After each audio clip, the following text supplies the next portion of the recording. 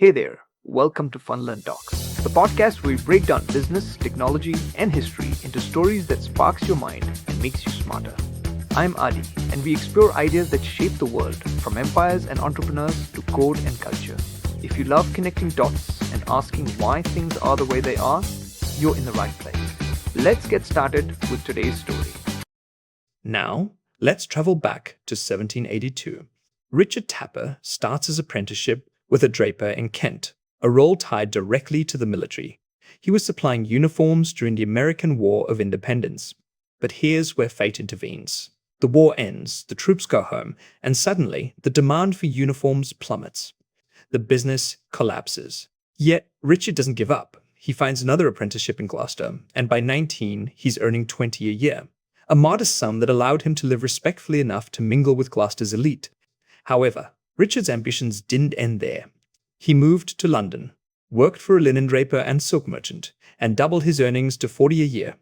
With this, he cultivated a respectable appearance, indulged in his passion for books, and shaped a vision for his own future. Can you imagine the inner turmoil and dreams stirring within him? Spending his days measuring fabric and his evenings lost in pages that perhaps spoke of distant lands and entrepreneurial ventures. In 1794, amid the chaos of the French Revolution and crushed dreams of American adventures, Richard and a friend grab an opportunity in Birmingham. They start their own linen and silk business. The venture grows, allowing Richard to buy out his partner, marry, and even adjust their storefront to accommodate the changing fashions, like those jagged sleeves I mentioned earlier, which needed puffed sleeves large enough that doorways had to be widened.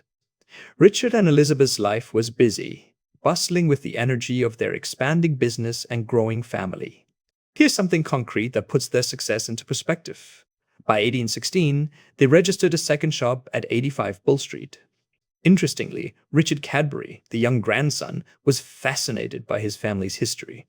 He documented it meticulously, a sort of Victorian-era scrapbooker. From his records, we get not just the successes, but also the challenges, like dealing with theft.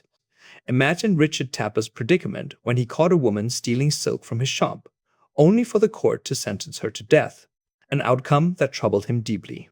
So, let's pause for a second. This story isn't just about the birth of a business. It's about resilience, about moral dilemmas, about the incredible journey from a simple shopkeeper to a prosperous businessman whose family name would become known worldwide. It's a reminder that within the mundane can stir the seeds of something extraordinary. Next time you savor a piece of Cadbury chocolate, remember, it all started with a young boy and a coach, leaving home to weave not just silks but also the fabric of a future global empire. Interesting, right? Let's keep going. Naim, a dower. Rich Tapper's story is one of moral backbone in a time of great trial. Imagine this. It's the early 1800s in Birmingham, and the community is reeling under harsh economic strains. Bread, a basic necessity, is nearly unaffordable at 2 shillings a loaf. In these trying times, Richard Tapper stands out not just as a businessman, but as a beacon of hope. He fought tirelessly on the Board of Commissioners to ensure no one went hungry, especially during the harrowing year of 1800, when fears of starvation loomed large. His garden at Bull Street was a little oasis amidst the challenges, brimming with currants, adorned with flowers, and shaded by a vine. It was here that his children played and grew, absorbing the values of their father. Among them was Benjamin, born in 1798, who would inherit not just the draper's shop, but his father's legacy of compassion. Benjamin Cadbury's dedication was profound, particularly to the anti-slavery movement, which commanded his unwearied attention for over 3 decades. Even as he took over the family business, his heart and efforts lay in fighting for what he believed was right. Meanwhile, destiny carried Richard Cadbury's other sons far beyond Birmingham. Joel, the adventurous second son, braved the high winds and rough seas to chase the American dream all the way to Philadelphia at just 16 years of age. Can you imagine? 80 days across the Atlantic, during which even seasoned sailors feared for their lives. But Joel persevered, setting deep roots and expanding his family with 11 children, further establishing the Cadbury name across the East Coast.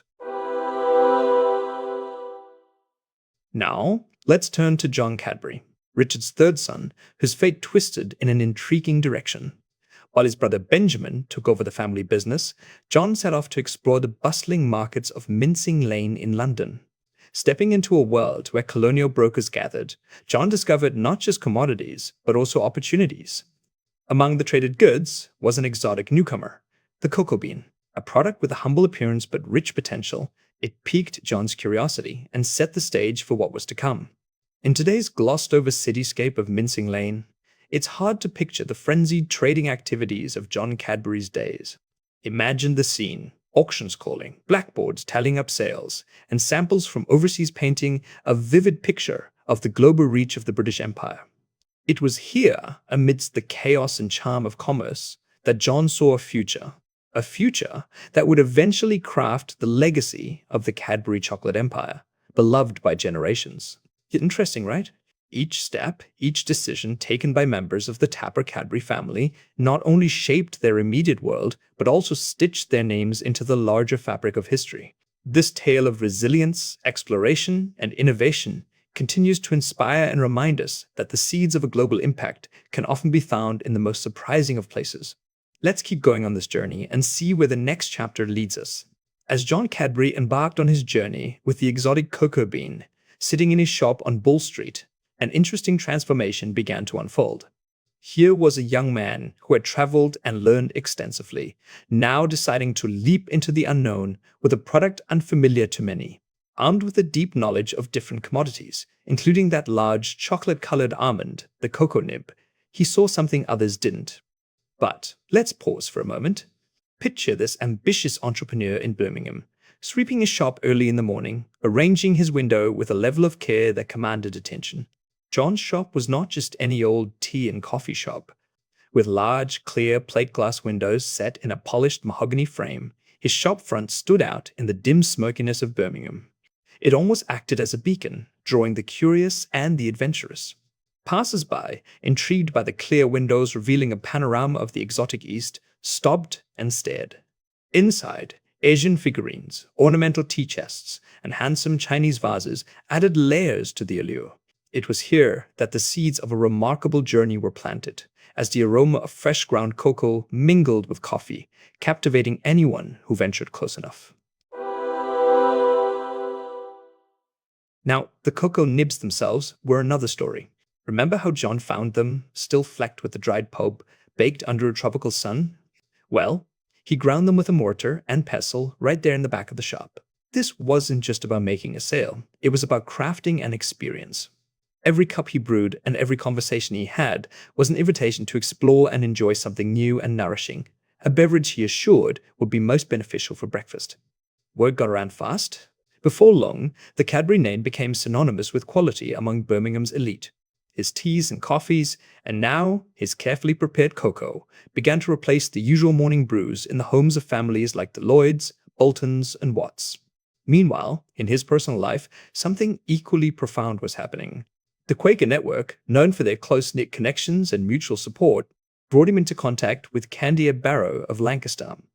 Through ties of marriage that blended the Barrows of Lancashire with the Cadburys of Birmingham, a special relationship blossomed. In 1823, John's older sister, Sarah, married Candia Barrow's older brother, binding the two families. Then, in 1829, this connection was cemented further when John's brother Benjamin married Candia's cousin. Interesting, right? It wasn't just business savvy that fostered John Cadbury's early successes, but also his deep-rooted community and familial ties that formed a network of trust and exchange. Each step John took, whether in family or business, seemed to weave together into a broader tapestry of strategic relationships and innovative entrepreneurship.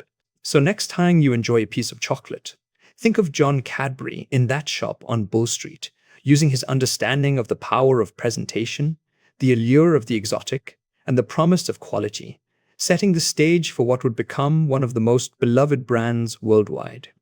Let's keep going, as the story of Cadbury is just getting sweeter by the minute. Picture this. It's the 1830s, and John Cadbury, having recently tied the knot with Candia Barrow, finds himself experimenting in the cellars of his flourishing shop.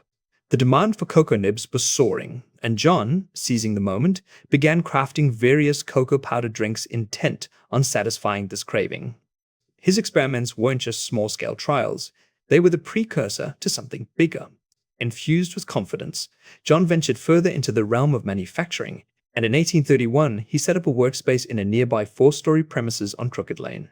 True to the innovative spirit of the time, John even installed a steam engine, a novel sight which thrilled the entire family. Meanwhile, life at home was bustling with warmth and vitality. John and Candia moved to a house with a square lawn in Edgbaston, where their children embraced the joys of the outdoors each morning before breakfast. Their daughter Maria recalls racing around the lawn with hoops, 21 laps for a mile, under the watchful eye of their enthusiastic and rosy-cheeked father dressed in his neat Quaker attire. It's clear the Cadburys valued not just the nutritional benefits of their products, but were proponents of a healthy, spirited lifestyle. Let's pause for a second and reflect on something that dramatically changed during the Cadbury family's era. The railway arrived in Birmingham, igniting a frenzy commonly referred to as the railway fever. The first train line linking Birmingham to Manchester, the Grand Junction Railway, came in 1837, and soon after, a line to London opened. Previously, a grueling 2-day journey by horse and coach, London was now just 2 hours away by train. Imagine the impact on trade and travel, a complete transformation of possibilities. While John Cadbury was busy revolutionizing the cocoa industry, his sons Richard and George were carving out their own paths. Life for George at home involved rigorous academic and physical routines, shaped by local tutors and orthodox methods. Think classical studies paired with combative sports, playing attack, armed with sticks. Despite the seeming harshness, George thrived, gaining a robust education and a deep appreciation for the comforts of home. Richard, on the other hand, joined his older brother John at boarding school at the age of 8, marking a different aspect of the Cadbury brothers' educational lives. Nonetheless, the bonds remained strong, and both brothers cherished vivid memories of visiting their maternal grandfather in Lancaster. Their grandfather, George Barrow, wasn't just a local draper. He ran a successful shipping business with connections to the West Indies, something that undoubtedly influenced the young Cadburys. The boys' adventurous spirits were kindled as they climbed the tower at their grandfather's house, gazing out at Morecambe Bay and marveling at the sight of ships lined up on the horizon.